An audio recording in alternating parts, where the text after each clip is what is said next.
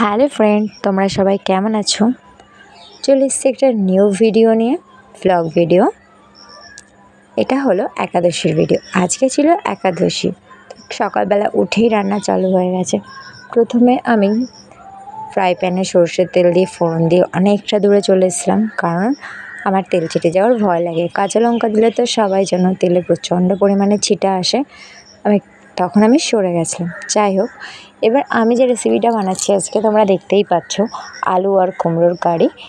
আমার কিন্তু এরকম একাদশীর দিন অনেক রকমের সবজি তরকারি খেতেই ভালো লাগে, ঘুগনি টুগনির থেকে বেশি ভালো লাগে।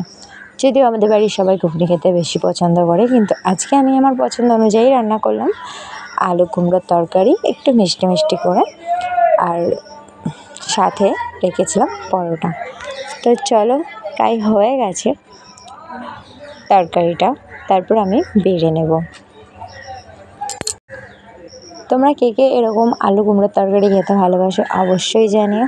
তারপরে আমি তোমাদেরকে যেটা দেখাবো সেটা দেখলে তো তোমরা অবাকই হয়ে যাবে। আমার মতো করে তোমরা কি কেউ কখনো এতগুলো পরোটা একসাথে ভাজতে পারো? আমি জানি না পারো কিনা, হয়তো অনেকে পারতেও পারো। আমি বিয়ের পরে শিখেছি একসাথে কম করে 8টা পরোটা বা রুটি বানানো। এটা আমার শাশুড়ি মার থেকে শিখেছি, কিন্তু আমার রুটি এখনও পর্যন্ত সেরকম সফট হয় না তার মতো। আর আমার মাও খুব সুন্দর সফট রুটি বানায়, কারোর মতোই আমি বানাতে পারি না, একটু শক্ত শক্ত হয়ে যায় আর কি। বাট আমি সবসময় নিজের বেস্টটা দেওয়ার চেষ্টা করি।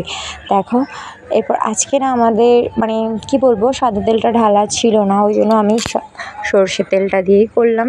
একটু অন্যরকম লাগছিলো, সাদা তেল হলে বেস্ট হতো, আর কি করা যাবে। তো আমার পরোটা হয়ে গেছে। এবার আমি কিন্তু একাদশীর দিন সবাই ফ্রুটস খেয়ে থাকো, কিন্তু আমার ফ্রুটসের সাথে একটু মিষ্টি জাতীয় কিছু খেতে ভালো লাগে, যেমন ধরো সুজি। পায়েস নট অ্যালাউ। তো আজকে ভাবছিলাম সুজি বানাবো, তো সুজির হালুয়া বানাবো ভালো করে ড্রাই ফ্রুটস দিয়ে। কিন্তু ইয়াসের বাবা বললো, না মা, সুজিটা ভালো লাগে না, তুমি সিমই বানাও। তো তার সাথে আমি একটুখানি ভালো করে সিমাই বানিয়ে নিলাম। তো এটাও প্রায় হয়ে গেছে। সিম্পল। তোমাদেরকে সব রেসিপি কিন্তু আমি কমপ্লিটলি দেখালাম না, কারণ এটা ব্লগ ভিডিও বানিয়েছি। আজকে সারাদিন না আমার অনেক রান্না করতে হয়েছিলো।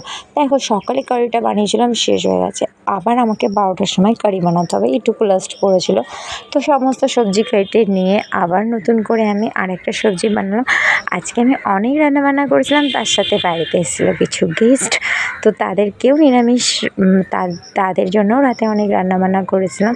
সমস্ত ভিডিও তোমাদেরকে দেখাতে পারিনি। এনিওয়ে, আমার মতো তোমরা কে এরকম একাদশীর দিন মিষ্টির কোনো রেসিপি খেতে ভালোবাসো অবশ্যই জানিও। আর তোমাদের সবজি খেতে ভালো লাগে নাকি ডাল তড়কা খেতে ভালো লাগে সেটাও জানিও। আমি সবই পছন্দ করি, কিন্তু আমার যখন যেমন মুড হয় তখন তেমন।